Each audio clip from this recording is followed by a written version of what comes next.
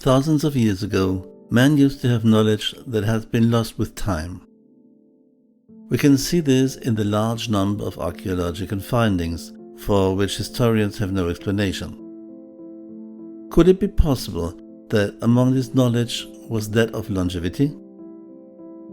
Throughout history, unfortunately, many manuscripts have been destroyed or hidden, but there are some that have miraculously survived.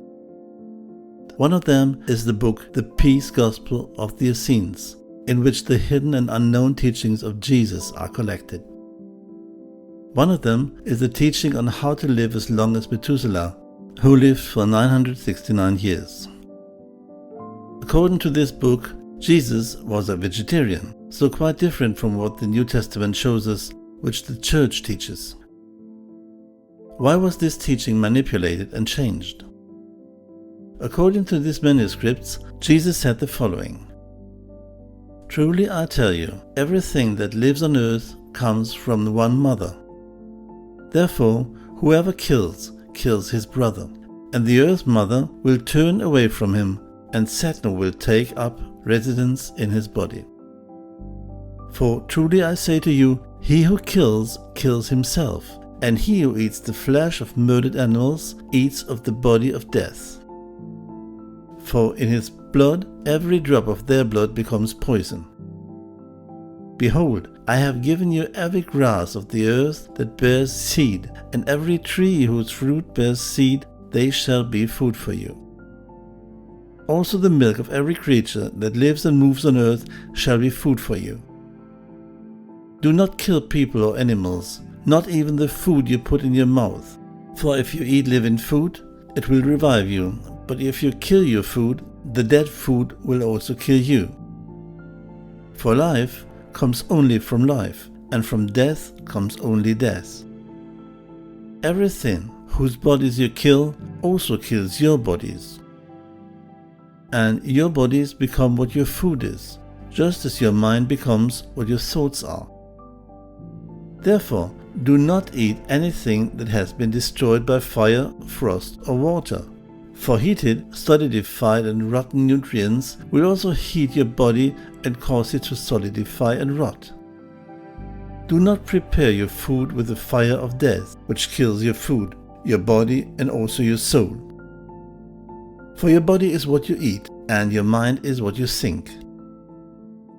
Eat therefore all fruits of the trees, and all herbs of the field, and all milk of animals, because all are gifts of the angels of our earth mother. On the other hand, do not eat anything that is flavored by the fire of death, for this is from Satan. How then shall we prepare our daily bread without fire? Some asked in great astonishment.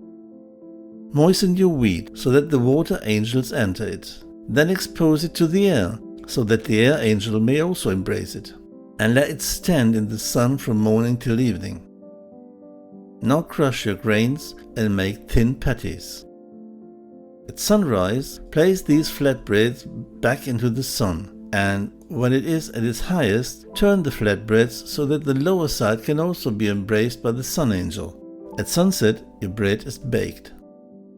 For the fire of the sun gives life to the wheat, the bread, and the body. But the fire of death kills the wheat, the bread, and the body. So eat always from the table of God, the fruit of the trees, the grains and herbs of the fields, the milk of the beasts, and the honey of the bee. For everything that goes beyond this is from Satan, and it leads to death via diseases. On the other hand, the food that you eat from the richly set table of God gives your body strength and youth, and sickness will stay away from you. For the table of God fed the old Methuselah, and I tell you truly, if you live as he lived, God will also give you a long life on earth. Do not boil them, nor mix them together, lest your bowels become steaming swamps. And if you eat at her table, eat all things as they are found on the table of the earth mother. Be satisfied with 2 or 3 dishes that you will always find on the table of your earth mother. If you mix many foods in your body, the peace of your body will be lost, and an endless war will begin to rage within you. And when you eat, never fear yourselves completely. Be careful how much you eat until you are completely full, and then always eat a third less. Do not disturb the work of the angels in your body by eating frequently. Whoever eats more than twice a day serves Satan's work. Eat only when the sun is at its highest, and then again when it has set, and you will never get sick again. And you will have a long life on this earth. And eat slowly, as if it were a prayer to God. Breathe long and deep throughout the meal.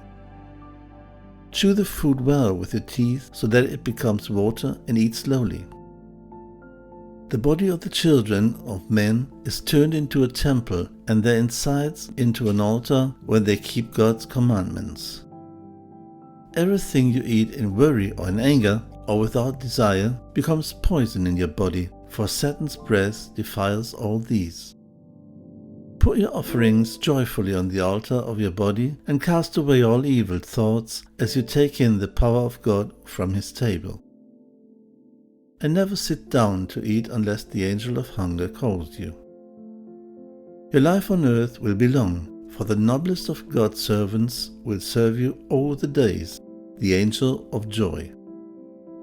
On 6 days nourish your bodies with the gifts of the earth mother, but on the 7th day consecrate your bodies to your heavenly Father. For truly I say to you, if you see no more sickness on earth, you will live forever in the kingdom of heaven. Do not watch at night, nor sleep by day, lest the angels of God leave you. Follow the example of the flowing water, the blowing wind, the rising and setting sun, the growing plants and trees, the running and happily lapping animals, the waning and growing moon, the stars as they come and go. All move and fulfill their day and night work, for everything that lives moves, and only the dead rests. Therefore, be true children of our earth mother and heavenly Father, so that you do not become slaves to Satan. And your earth mother and your heaven Father will send you their angels to teach you, to love you, and to serve you.